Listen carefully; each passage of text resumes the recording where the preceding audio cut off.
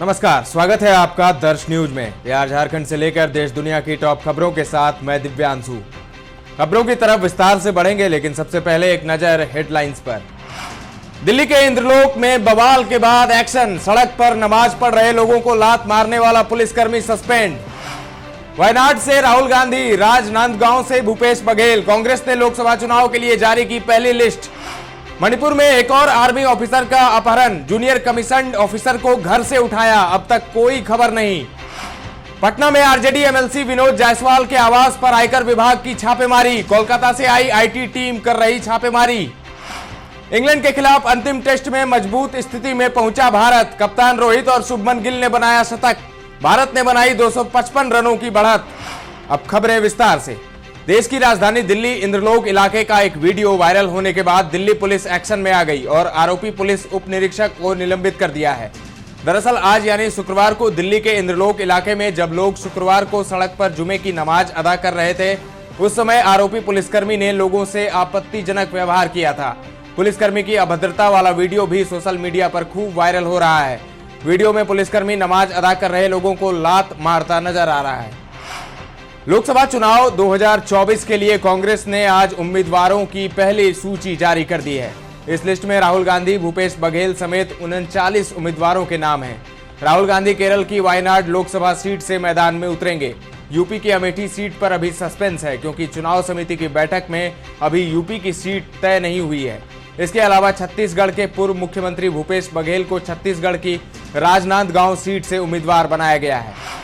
मणिपुर में सेना के अधिकारी का उसके घर से अपहरण कर लिया गया है। पिछले साल मई में इस सीमावर्ती राज्य में जातीय हिंसा शुरू हुई थी, जिसके बाद से यह ऐसी चौथी घटना है।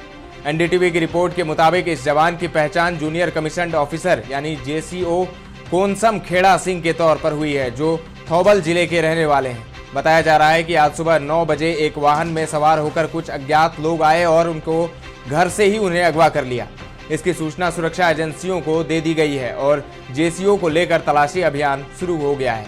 एक अधिकारी ने बताया, हम नेशनल हाईवे 102 से आने जाने वाले सभी वाहनों की जांच कर रहे हैं। हमें नहीं पता कि उनका अपहरण क्यों किया गया है, इसके पीछे का क्या मकसद है। केंद्रीय कर्मचारियों के लिए बड़ी खुशखबरी है। केंद्र सरकार ने महंगाई भत्ते में बढ़ोतरी को मंजूर कर लिया है। केंद्रीय कैबिनेट ने महंगाई भत्ते में 4% के इजाफे को मंजूर कर लिया है। सरकार के इस फैसले के बाद अब केंद्रीय कर्मचारियों का महंगाई भत्ता बढ़कर 50% हो गया है। रिपोर्ट के मुताबिक बढ़ा हुआ महंगाई भत्ता 1 जनवरी 2024 से लागू होगा। केंद्रीय कर्मचारियों की बढ़ी हुई सैलरी मार्च के अंत में बैंक अकाउंट में आ जाएगा। केंद्रीय मंत्री पीयूष गोयल ने कहा कि केंद्र ने महंगाई भत्ता में 4% का इजाफा कर दिया है। इसी के साथ अब महंगाई भत्ता 50% हो गया है।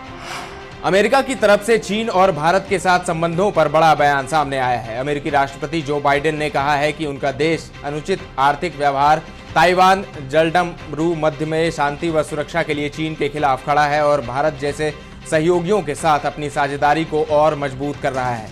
जानकारी हो कि इस साल के अंत में यानी नवंबर में राष्ट्रपति पद के चुनाव होने हैं। चुनाव से पहले अपने आखिरी स्टेट ऑफ द यूनियन संबोधन में बाइडेन ने कहा कि अमेरिका चीन के साथ प्रतिस्पर्धा चाहता है, न कि टकराव। खबर बिहार से। पटना में आरजेडी एमएलसी विनोद जायसवाल के आवास पर आज आयकर विभाग ने छापेमारी की है। विनोद जायसवाल शराब के कारोबारी हैं और लालू यादव की पार्टी आरजेडी से 2 साल पहले ही स्थानीय प्राधिकार निर्वाचन के चुनाव में जीत हासिल कर एमएलसी बने हैं। सूत्रों के अनुसार शराब कारोबार से जुड़े आरजेडी एमएलसी विनोद जायसवाल के पटना के कदम कुआं स्थित आवास पर कोलकाता से आई आईटी की टीम छापेमारी कर रही है।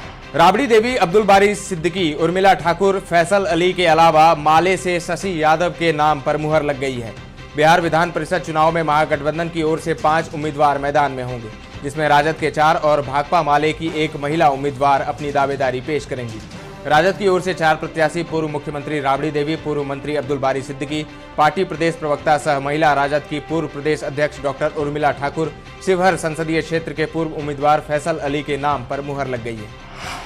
बिहार को लेकर एनडीए में सीट बंटवारे की चर्चा के बीच आज बिहार बीजेपी के पूर्व अध्यक्ष संजय जायसवाल ने आरएलएम चीफ उपेंद्र कुशवाहा से मुलाकात की। ये मीटिंग करीब 30 मिनट तक चली। इस दौरान संजय जायसवाल ने कहा कि एनडीए में सब कुछ ठीक है और जल्द सीट बंटवारा हो जाएगा। समय पर मीडिया को भी जानकारी दे दी जाएगी। हम सब साथ हैं और मुलाकात होती रहती है। महाशिवरात्रि की शुभकामनाएं देने आए थे। बीजेपी भले ही सब कुछ ठीक कह रही है, लेकिन बीजेपी सांसद और केंद्रीय ऊर्जा मंत्री आरके सिंह ने बड़ा बयान दिया है। उन्होंने कहा कि वो आरा से ही चुनाव लड़ेंगे, जहां से वो सांसद हैं। वहीं एक बार फिर वो दावेदारी ठोकते हुए नजर आए हैं। आरके सिंह का ये बयान तब सामने आया है जब बिहार में सीट बंटवारे को लेकर अभी तक किसी तरह का कोई ऐलान नहीं हुआ है। महाशिवरात्रि पर रांची के पहाड़ी मंदिर परिसर में आयोजित श्री शिव बारात कार्यक्रम में मुख्यमंत्री चंपाई सोरेन शामिल हुए। उन्होंने पहाड़ी बाबा से झारखंड वासियों की सुख, समृद्धि और उन्नति की कामना की। उन्होंने कहा कि रांची के ऐतिहासिक पहाड़ी मंदिर को उनकी सरकार संरक्षित करेगी। इस धार्मिक धरोहर की देश में अलग पहचान दिलाने की दिशा में कार्य किया जाएगा। महाशिवरात्रि को लेकर पहाड़ी मंदिर में सुरक्षा के कड़े प्रबंध किए गए थे। सुबह से ही यहां बड़ी संख्या में श्रद्धालु पहुंच रहे थे। झारखंड के पूर्व मुख्यमंत्री हेमंत सोरेन की पत्नी कल्पना सोरेन पहली बार रविवार 10 मार्च को बरहेट विधानसभा क्षेत्र का दौरा करेंगी। यह पहला मौका है जब हेमंत सोरेन की पत्नी उनके विधानसभा क्षेत्र में जाएंगी। लोकसभा चुनाव के ऐलान से पहले ही हो रही इस यात्रा के दौरान वहां वो एक जनसभा को भी संबोधित करेंगी। लोहरदगा जिले में एक राजस्व कर्मचारी को एंटी करप्शन ब्यूरो की टीम ने रिश्वत लेते गिरफ्तार किया है। रांची एसीबी की टीम ने आज यह कार्रवाई की। राजस्व कर्मचारी को गिरफ्तार करने के बाद एसीबी की टीम उसे अपने साथ रांची ले आई। मामला लोहरदगा अंचल का है। अंचल कार्यालय में कार्यरत राजस्व कर्मचारी रामा महतो को एसीबी की टीम ने 6000 रुपये रिश्वत लेते रंगे हाथ दबोचा है। इसके बाद उसे गिरफ्तार कर रांची ले गई। खबर खेल जगत से। इंडिया वर्सेस इंग्लैंड 5वां टेस्ट धर्मशाला में खेला जा रहा है। भारतीय टीम ने इस मैच में भी अपनी पकड़ मजबूत कर ली है। दूसरे दिन का खेल खत्म होने तक भारत ने पहली पारी में 8 विकेट खोकर 473 रन बना लिए हैं। कुलदीप यादव 27 और जसप्रीत बुमराह 19 रन बनाकर खेल रहे हैं। दोनों के बीच 9वें विकेट के लिए 108 गेंद में 45 रनों की साझेदारी हो चुकी है। भारत ने दूसरे दिन के तीसरे सेशन में कुल 5 विकेट गंवाए। भारत ने 255 रन की बढ़त हासिल कर ली है। इससे पहले दूसरे सेशन के दौरान कप्तान रोहित शर्मा और शुभमन गिल शानदार बल्लेबाजी करते हुए अपने अपने शतक जड़े थे। इंग्लैंड के लिए शोएब बशीर ने 4 और टॉम हार्टली ने 2 विकेट लिए। बेन स्टोक्स और जेम्स एंडरसन को एक एक विकेट मिला। अब बात मौसम के मिजाज की। बिहार में मौसम का मिजाज मानव स्वास्थ्य के लिहाज से खतरनाक मोड़ पर है। पछुआ हवा का प्रभाव देखा जा रहा है, जिसके कारण 24 घंटे में अलग अलग समय में मौसम के तेवर बदले हुए रहते हैं। अमूमन सुबह और शाम में सर्दी सताने लगती है, जबकि दोपहर में गर्मी लगती है। मार्च के शुरुआती दिनों में पहाड़ी इलाकों में हिमपात की स्थिति बन रही है, इसीलिए शाम के तापमान में गिरावट देखी जा रही है। लेकिन दोपहर में तेज धूप की वजह से हाफ स्वेटर पहनना भी मुश्किल होता है। डॉक्टर का कहना है कि इस मौसम में बहुत सावधानी की जरूरत पड़ती है, क्योंकि बीमार पड़ने का खतरा बहुत बढ़ जाता है। दर्श न्यूज के इस बुलेटिन में फिलहाल इतना ही, लेकिन ताजा तरीन खबरों का सिलसिला लगातार जारी है। देखते रहें दर्श न्यूज।